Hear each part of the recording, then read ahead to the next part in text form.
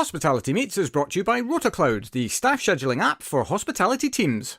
RotaCloud lets you create and share rotas, record attendance, and manage your team's annual leave, all in less time than it takes to make a brew. It can also make life easier for your staff, allowing them to check their rotas, request holiday, and even pick up extra shifts, all through the RotaCloud mobile app.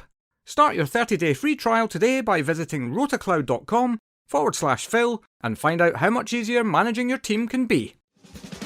Welcome to a special episode of Hospitality Meets with me, Phil Street. In our bonus episodes, we like to shine a light on people who have something amazing to share, and for this special, I enlisted the significant talent of my good friend, Dr. Lizzy Bernthal, to talk about eradicating workplace toxicity. Lizzy really brings the thunder to a subject incredibly close to her heart. Enjoy. And a huge Hospitality Meets welcome to one of my great friends, Dr. Lizzy Bernthal. How are you? Very well. I'm very excited to be here. Thank you so much. You're very, very welcome. Do you know what? This is one of the wonderful things about running this little show is the fact that, yes, it's a hospitality podcast, but because it's my own thing, I can kind of chat to whoever I want to. And actually, having seen you in action in the wonderful collaboration Global that we're both a part of, and the energy that you bring to your subject matter, I just thought, actually, what you've got to say is very, very relevant for pretty much anywhere that is a workplace. So very welcome to the show. Yeah, thank you. Yeah, so just tell the world who you are and what you do. Yes, so I'm Dr. Lizzy, and I help leaders and particularly business owners, but in all avenues, including I have worked in hospitality as well, shine up with influence, power and purpose as a leader. And I'm on a mission to end workplace toxicity. And I want to do that through enabling leaders to shine. And therefore, once they own who they are, they own their truest self and find their genius and talents they've already got within them, they grow, they show up, and therefore toxicity is just not tolerated. Well, we've solved it. Thanks very much. So it's getting rid of toxicity by just not letting it thrive. Yeah. By if we all shine, if we all show up as our truest, best version of self, we just won't tolerate it, and therefore it just has to die. Yeah. No, I love that. And I think, as much as this is a positive podcast, and I'd love to shine a light on the good stuff, but it's also important that we do acknowledge that there's still a long way to go. And that, but if people are aware of it, they can at least deal with it. And I think that's your message is one of that very much feeds into that. And yeah, I'm sure we'll get into that in the fullness of the discussion. However, first, I want to take you back because I want to, despite the fact that you don't have a hospitality story, as it were, really, really interested to figure out, how did you end up talking about this stuff in the first place? Yes. So I spent 25 years in the army as a nursing officer and a midwife. And it was interesting because I loved what I did. I'm always been passionate about giving people a voice. So whether it was women having their babies, or whether it was patients, or whether it was nurses I was mentoring, or laterally when I moved into research, into resilience and ethical research, it was supporting students and so forth. However, when I was back in the office, even though I was working globally as head of nursing, when I was back in the office, I always seemed to have a tricky boss. Right. And then I thought, hang on a minute, this can't be bad luck here. This is what am I attracting? Is it me? Is it just me? Is it me? Or is it the organization? Because the army is an extraordinary organization. I it's the most extraordinary career I've had.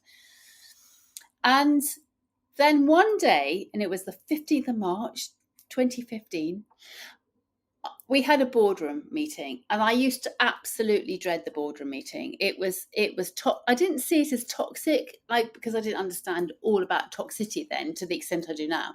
I just thought it was just like I wasn't good enough. I got muddled up my words, all that sort of stuff. Anyway, and most people there also felt the same way. And then the night before the meeting, my boss had undermined me one more time. And I thought, right, I've had enough. And the meeting came, and I had this sort of almost like a spiritual experience. That's all I can describe. I did tell people before the meeting I was going to say something, whereupon they all say, "Yes, great, fantastic," because this guy was notorious. So I thought, anyway, the point came, and I just stood up and I just said, "Enough is enough. This has to stop." And in that process, for the first time in my life, I truly found my voice. Right. And it was, I can only describe as an spiritual experience in the fact that all these words came out of my mouth. They were powerful, they were confident, they were saying how I felt. There was no kind of anger, animosity, or anything. It just, I spoke. Whereupon everyone else in the room just suddenly went very embarrassed, started looking at their papers and pretended they weren't there. Indeed. Actually, what that did, that writhed me even more to even speak even more. And it was at that moment I decided, right, when I leave the army, I'm going to end workplace toxicity because this has to stop. And suddenly all these light bulbs came over, and I thought, actually, this is not about me. This wasn't me. It was because I was one of those leaders where, you know, I got the brunt of it because I lacked my own confidence. Even though I was passionate about helping others, people find theirs, actually, I always had this story about I'm not good enough.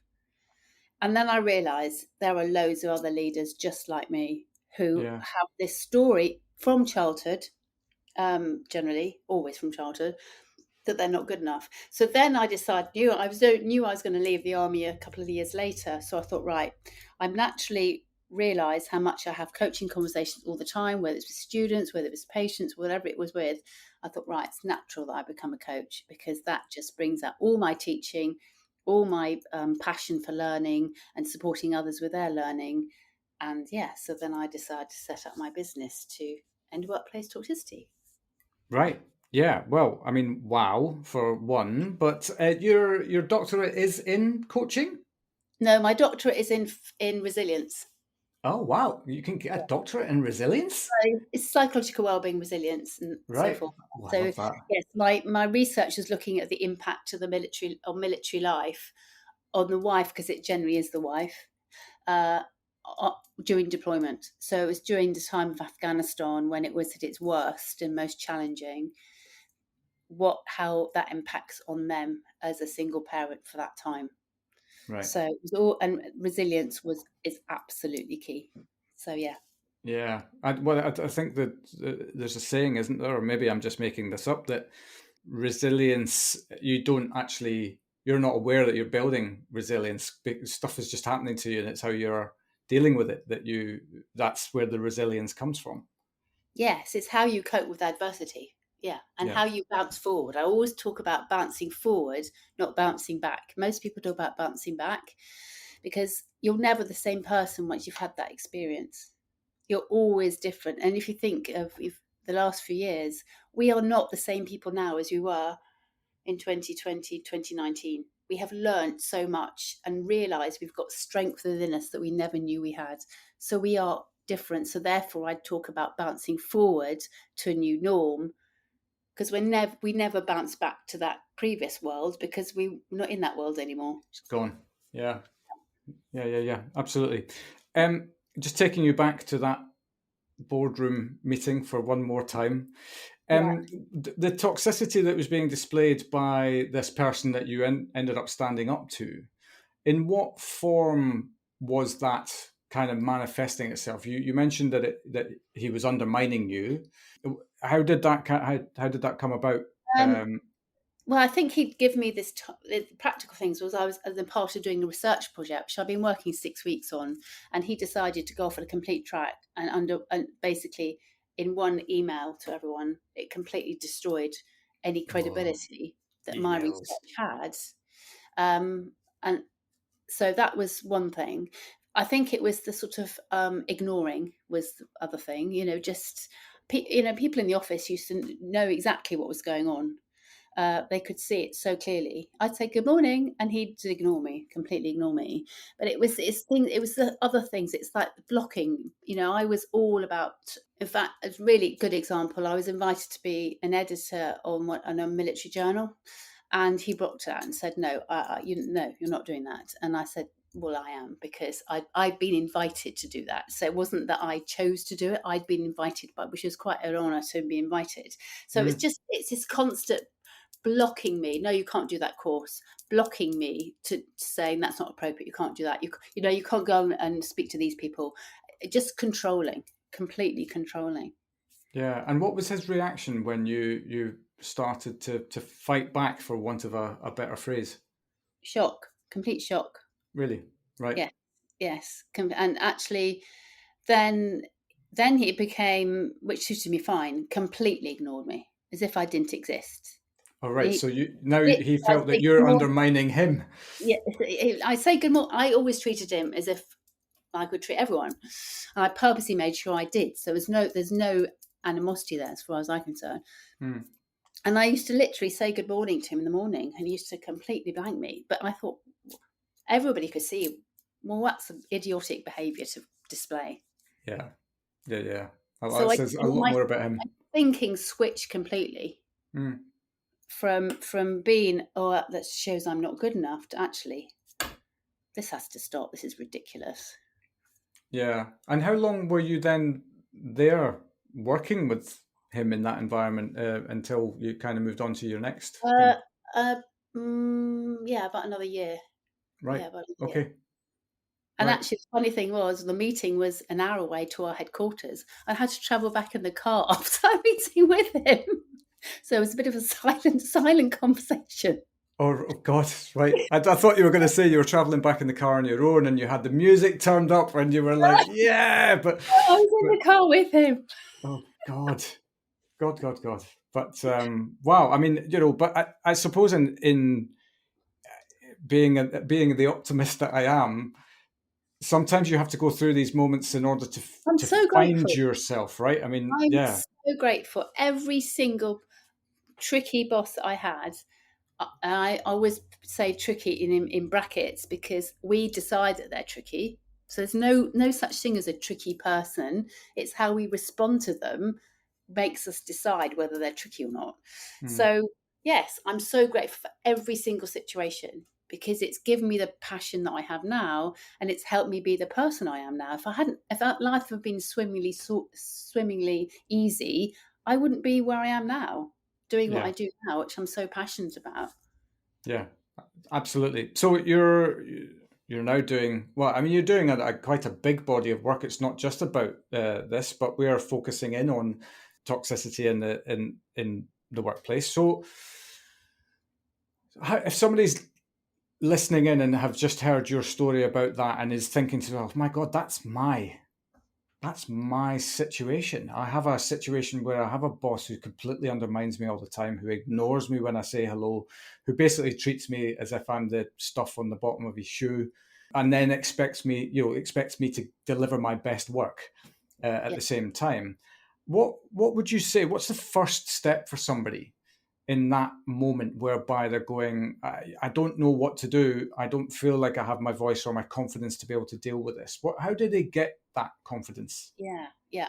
So number one, I would say go and seek help. I think this is where coaching, and I'm bound to say that as a coach myself, but Yeah. coaching can be transformational, and that's what I've had so much in my own coaching. I think I'm passionate about sharing the drama triangle, which some of your listeners might not have heard of, but this is a model from the 60s created by Byrne, and it's the roles that we play. So we all take on roles. Now, you might have heard of when your lines are crossed. So the expression where your lines cross comes from this. So we all play different roles. Sometimes we're empowered adults. Sometimes we role the parent, regardless of we're parents or not. We take on the critical parent. Don't do that, and you need to do that deadline by this date.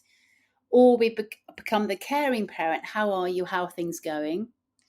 Or we become the child, which is the fun child, having fun, sense of humor, banter. But also we can become the petulant child. No, I'm not doing that. And we flit around all these roles all the time until we have that awareness. What happens in the drama triangle is that we switch from being a critical parent, we become a persecutor. From being a stroppy child, we become a victim. And from being an empowered adult, we become a rescuer. And so we go round and round. It doesn't obviously have to be 3 people. It could be 2 people. And you see it at home at the dishwasher. It happens everywhere. Yeah. And so my biggest tip to those, if I feel really, if I really feel for you, if you're going through this, and of course, very happy to have a conversation. Once you're aware of the games, literally the games that we play that we don't even realize we're playing, we see it very differently. We see, oh, you're just playing the role of the persecutor now. Oh gosh, I nearly slipped into victim. Don't worry, I'm going to say empowered adult. And as soon as you are aware of it, you feel in control and you see it for what it is, as a game. And I'm not disputing how traumatic it is, because I've been there, or how traumatic it is. What I'm saying is that then you take a different approach to it and see, oh, you're just in the persecutor role right now. Well, no, don't worry, I'm not going to play the victim. You ain't going to work with me today. I'm going to stay, whatever it does, as an empowered leader. And therefore, the drama triangle can't work, because it's like any communication. You've got to have 2 people playing the roles. Mm. And I realised that actually, when I was back in the office, even though I didn't realise it, I was playing a victim all the time, not even realising I was playing a victim role. When I was out and about doing my stuff, I was absolutely empowered adult. But as soon as I walked into that office, because of the tension created by the toxicity, I became a victim, and therefore I was absolutely rife to be persecuted. Yeah.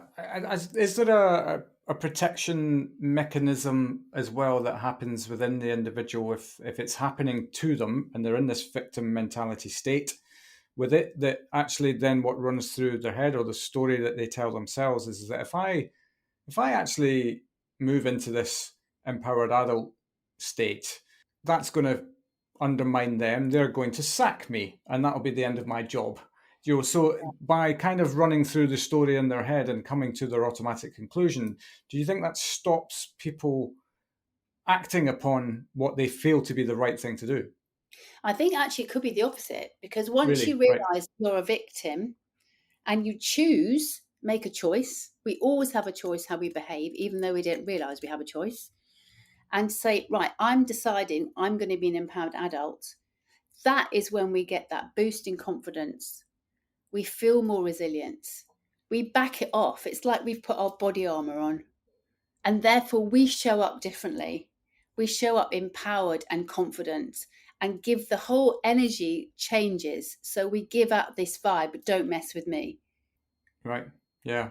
It's, I mean, the mental state of us is quite the thing, isn't it? Like, when you start getting into how much this just Yeah. dominates Always, everything. always. It's never the stories we make up in our heads. And we can be our greatest bully, because the way we talk to ourselves, we'd never speak out aloud to everyone else like that.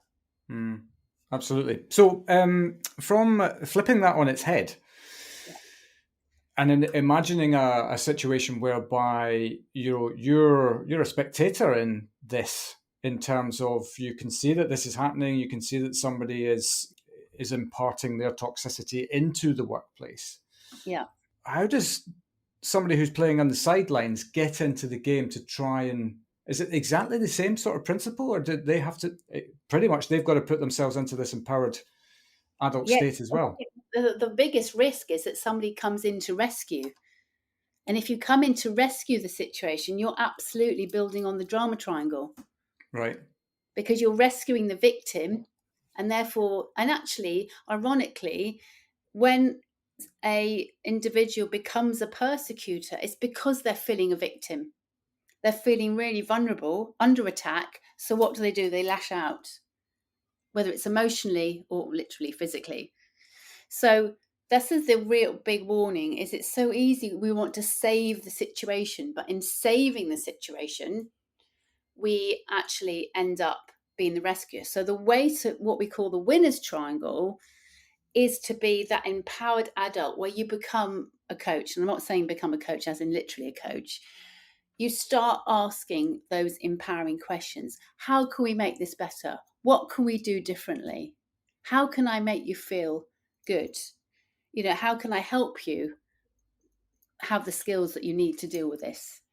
And then you having a whole different empowering conversation rather than disempowering, accusing conversation.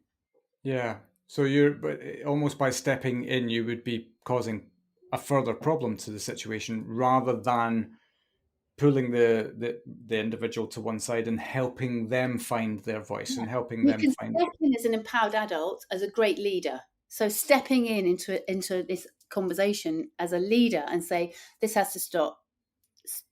Let's just take 5 minutes or whatever. Let's start communicating way more powerfully than this.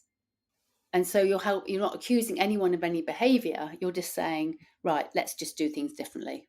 Yeah. Let's make it a good, and it's all about having the passion to change the culture in line with your values. And this is where often friction happens, where different people have got different core values that absolutely clash. 5-star hospitality means having the right people in the right place at the right time, and that's exactly where RotaCloud can help. RotaCloud is the online platform that makes planning rotas, recording attendance, and managing annual leave easy. Its simple, drag-and-drop interface lets you create and share rotas with your team in minutes, while our built-in budgeting tools mean you'll know exactly how much you're spending on staffing before sending the rota out. RotaCloud also makes life easier for your staff, allowing them to check their rotas, request time off, and pick up extra shifts, all through the RotaCloud mobile app. Start your 30-day free trial today by visiting rotacloud.com/Phil and find out how much easier managing your team can be. Yeah, and is it wrong of me to say that's probably an inevitable part of someone's career, is that they are going to have a situation whereby they will find somebody that they just clash with because they're not aligned? Yes, of course. But then the difference is once you have the awareness, you can work out, okay, we don't have rapport here. What can we do to get rapport? What can we do to support each other so we can make work an easier place? Yeah. Do you know, all the way through you talking, Lizzy, I'm taking note of your language. It feels like language plays a major part in this, because even though just the way that you're talking about stuff and the words that you're using, like I feel more empowered just listening to you, because you're using I can't even remember. I should have made a note of it as you were saying it, but it was that situation where somebody has to, or maybe feels like they should step in as a leader. The language you used in that sentence was around we need to ask more powerful questions, or whatever it was that you said.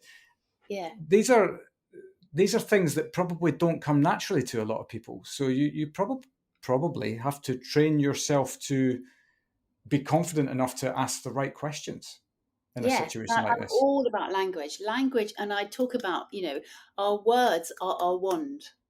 So the words we use direct what's going to happen. So, for example, if you say to yourself, "Oh, I feel sick," you're feeling sick. Therefore, you're telling your subconscious, "I'm sick." If you say to yourself, "I could do with a little bit more sleep," for example, that's a whole different message we're giving ourselves. I'm not exhausted. I just need a little bit more sleep tomorrow night or whatever. Yeah. So language is absolutely key.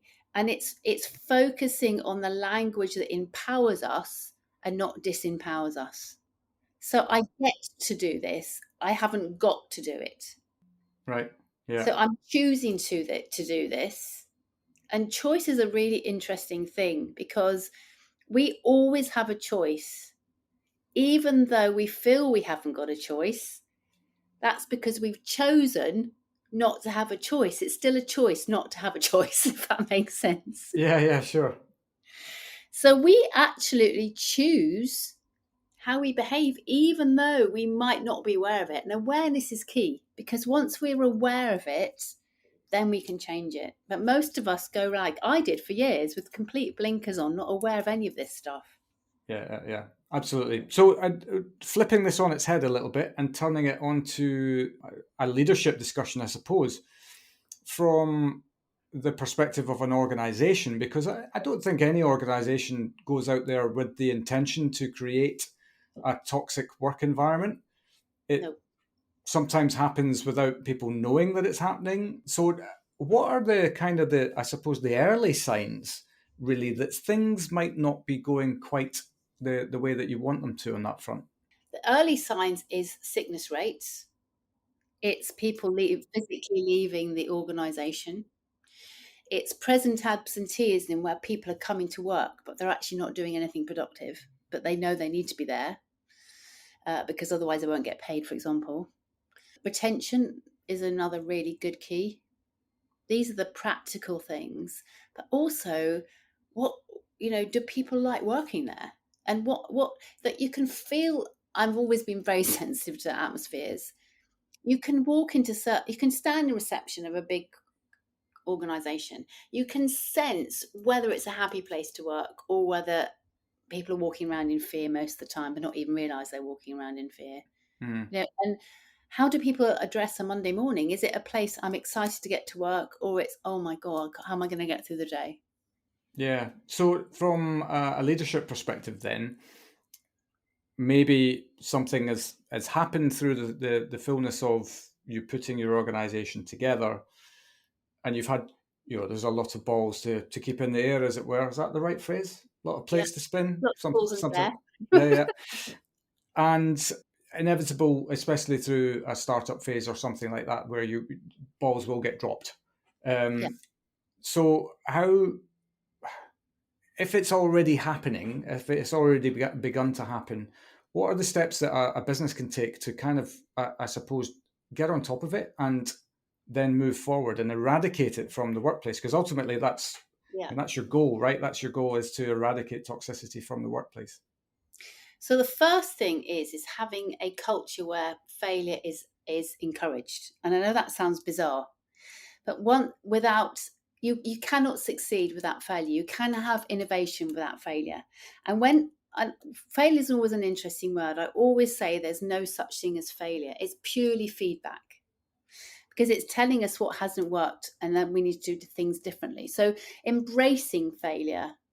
And so therefore you have a culture where people are encouraged to experiment and take a risk. And if it doesn't work out, they're celebrated for giving it a go, not berated because it's not worked out. So the culture is absolutely key. The other thing is understanding what values of the organization are and how they can be embedded in every single member of the organization. Nothing drives me more insane when you look at somebody's website. They're always the same: innovation, communication, authenticity, integrity, for example. And yet you can see that there's bullying going on. So therefore, there's no integrity. Yeah. There's no collaboration.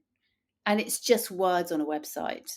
So I've worked with organizations to help them identify what do those values really mean to them, and what do they mean to every person in the organization. And I always talk about Apple, because you can go into any Apple store anywhere in the world, and there is a culture within Apple of innovation and support and help.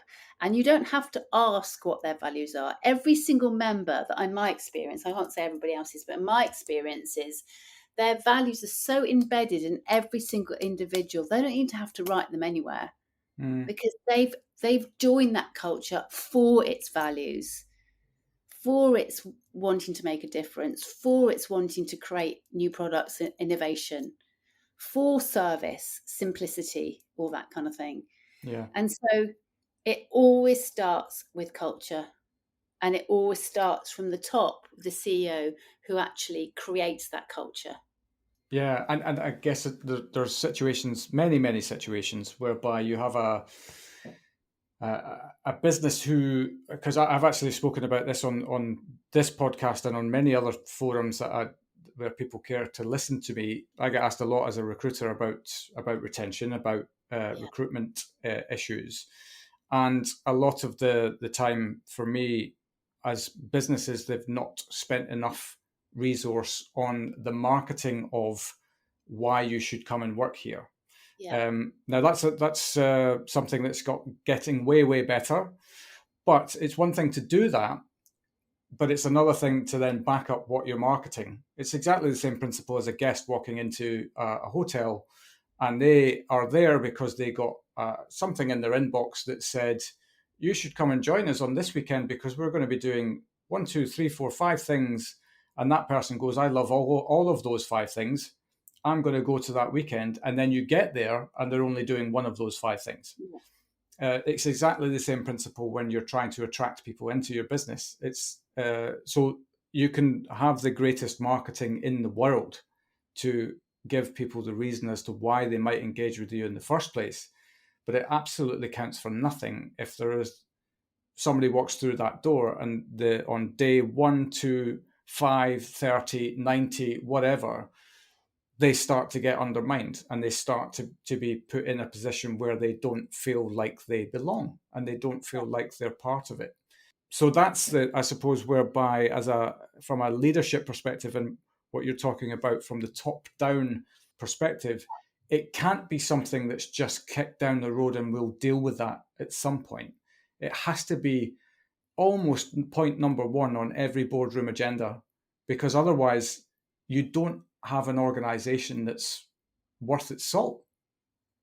Yeah, and I think what's really interesting what you've said there is some, I hate to say it, but there's some organizations that actually choose it to be toxic. They don't realize they're choosing it to be toxic. But this whole kind of boardroom mentality that actually I went through this, so you're going to have to go through it too. This is learning to get tough, get on with it, and very kind of potentially very male orientated. I hate to say it, but having said that, bullying. I mean, I've experienced it from all genders. So it's not gender specific either way, either for being bullied or for the bullying. Yeah. But I think there are certain cultures that almost like to be known as this macho kind of, we're tough, we get on with it. Yeah. So I'm just putting my hand and realise that you can't see what I'm doing. So yes, for all of you wondering, Lizzy was getting quite passionate there when she was talking, and she kept on hitting her own hand, reinforcing every point. But yes, so ironically, that is not going to be an organisation that's interested in reducing the toxicity potentially, because that's what they want to be known for. I'm not they don't want to be known for being a toxic organisation, but this whole kind of like, we're big, we're strong, don't mess with us. Yeah. I know ironically, like all these, often the case, those organisations that are really passionate about culture create it through really living and breathing their values. They want you to know more about their values and what does each value mean, and how does it mean to you, and how does it mean to every level of the organisation, and what can we do better? Yeah, and they're not forced as well. It just kind of, as your Apple analogy as an example, that just is a natural hotbed of innovation because they're kind of almost letting it run free a little bit. Yeah, because you join Apple because you want to be that person. Yeah. Self-perpetuate. You can see what the culture of Apple is, and therefore, and I'm sure, I don't know what their their recruitment process is, but I guess they would I would imagine they do quite a significant, whether it's a values-driven exercise or something to help, or they go through a really strong onboarding process so that they are perpetuating the same culture. Every single individual is making a difference, and given that ability to make a difference, regardless of where the hierarchy they are in the organization. So every single one feels they're contributing. Yeah, I think that the onboarding process is a really good point as well, because even if somebody doesn't make it through day 5 of your 10-day onboarding process, then that's good as well, because it means that they just weren't the right fit for you, and you're better to find these things out as quickly as possible, aren't you, rather than run the risk of somebody coming in and recruitment is huge expense. So why spend so much on recruiting? But why spend so much time on recruiting the power of looking after the people you have? Yeah, totally. Do you know, I have said this on this podcast, and I do genuinely mean this. My job would be done if one day the world woke up and said, you know what, we no longer need recruitment consultants. that would make me a happy man, because I also know now that I could go away and do something else. But it's that's when businesses are doing well. That's when, this podcast exists to shine a light on the positive stuff that happens in hospitality. But it's not naive enough to know that we're perfect. We are absolutely not perfect. But what we can be is want to be better, want to fix something that's not great. And, toxicity is definitely something that still exists in far too many workplaces, but it absolutely should not define what an industry is. And I think for a long time, the industry, unfortunately, has had this bad rep on the back of, this kind of, it was almost trendy to be shouty, and, and that comes from high profile people, and that's been spoken about before. And I know that these high profile people are trying to change as well, and that's all we can ask for.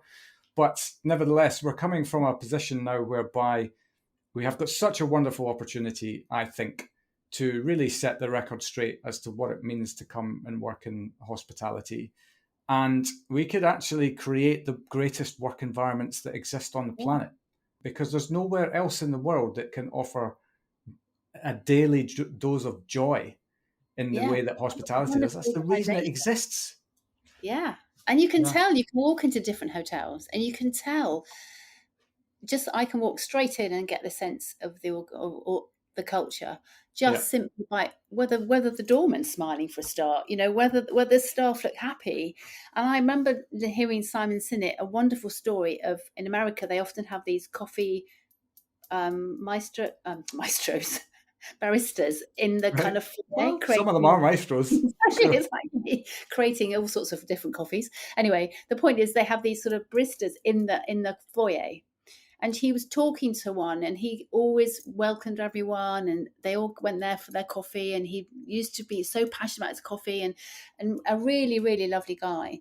And then he worked 2 days in one hotel, and then he worked 2 days in another hotel. The other hotel was completely different culture, and he said he absolutely hated it. He didn't really talk to the customers or the clients, because what was the point? He just gave them the coffee when they asked for it. He used to get through the day quickly, as seamlessly as possible, because it was just a horrible atmosphere. None of the team ever knew him. None of the managers ever asked how he was.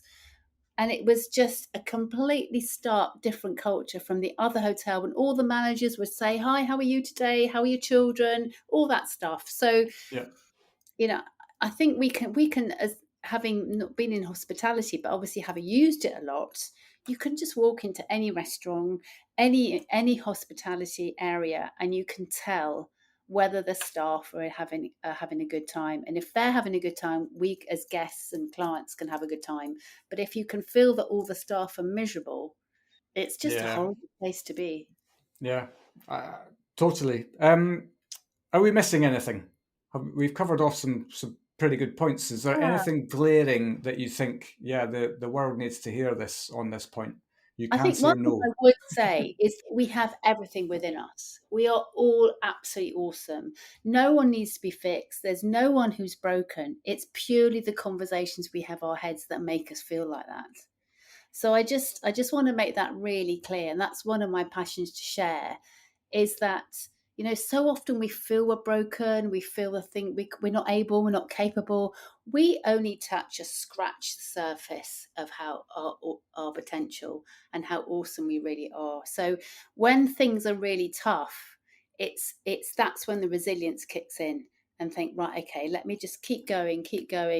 What can I learn from this? And it's having that mindset of, what can I learn from this? Not, this is a disaster, this is awful. So ask yourself and also the other question to always ask yourself when things are really tough is, what would I love? And that might sound a bit woo-woo, but actually that gets us out of our head, of our ego telling us we're rubbish, we're useless, and it allows our intuition to come up with some innovation. What would I love? Okay, I'd love a bit of fresh air right now. Okay, I'll go outside for 5 minutes, come back in, then I'll feel better. Or whatever. Yeah. So we have all the resources within us. It's just sometimes we need those conversations to realise that we do. Yeah, and I would absolutely advocate the use of a coach in helping you get to somewhere if you feel like you're stuck. I am a walking case in point. I enlisted the help of a coach. You and I have spoken many occasions around my IVF journey, which I've been open about with people. But it's almost inevitable. Even, you know, I had a conversation on the podcast just a few weeks ago with one of the industry legends, David Taylor, who doesn't see a coach on a daily basis, but it's not a case of he goes to them when he's just got a problem. It's a case of he goes to, this is what I'm thinking. What do you think? Am I being crazy? Am I being silly? You know, is this a good idea? Just sometimes somewhere to bounce what's going on in your head off somebody that's maybe a little bit disconnected from your life, that could give you a really objective view on things. And I would absolutely advocate the services of a coach in terms of enhancing your life, for sure. Thank you. And it's all about being the truest version of you. It's not about dealing with the problems. Okay, sometimes you have to unpick some stuff, because we all have our childhood beliefs that become our blueprint until we unpick them. It's just always about being our truest version of who we are. Because once we're that person, we're living and breathing that person, we show up, we soar, we shine, and therefore the whole world is better. I know that might sound a bit woo-woo, but it's absolutely true. If we look after number one and we show up with power and presence, everything else is so much easier. Yeah, I completely agree. And I absolutely don't mind a bit of woo-woo on this show. So you're in good company. Lizzy, if people have been listening to this and think, I want to engage with Lizzy, she sounds great. And you are great, by the way. What's the best place for them to do that? How should they get a hold of you? Well, I spend a lot of time on LinkedIn. So Lizzy Bernthal on LinkedIn. My business is called Release Your Potential. So my website is RY Potential. I think certainly the easiest way is to find me on LinkedIn. I'm the only Lizzy Bernthal, as far as I'm aware. So really? That's the easiest one of point. A kind. Yeah. So that's the easiest point. And then obviously I'm on it a lot, so I can message and contact. And also the other thing is on my features, it's got my resilience scorecard, which is a quick 2-minute questionnaire to find out how resilient you are. And then I can give you personal tips to you. And I do the other thing is I do a weekly event every Monday at 12:30 called Leaders Unleashed. It's a half an hour, pop in on Zoom, completely free, just to talk about all these issues and to come with any questions that you have. So, brilliant. Yep. Lizzy, thank you so much for spending some time on the show and on what is, I think, a really, maybe even to this day, an under-discussed topic. I think people hear the word toxicity and run a mile, but in actual fact, we need to run towards this if we're going to beat it and get on top of it. So thank you so much. Such a joy and a privilege to speak with you. So thank you. You're very welcome. Have a good day. Take care. Bye-bye. Cheers. Bye-bye. And there we have it. I'll be forever grateful to Lizzy, not just for coming on the show, but for the work she's doing to improve workplaces all over the land. If you feel like toxicity is an issue where you are, I'd encourage you to reach out to Lizzy in absolute confidence. We'll be back next Wednesday as usual with another awesome story from hospitality. So until then, thanks so much for listening, and we'll see you next week.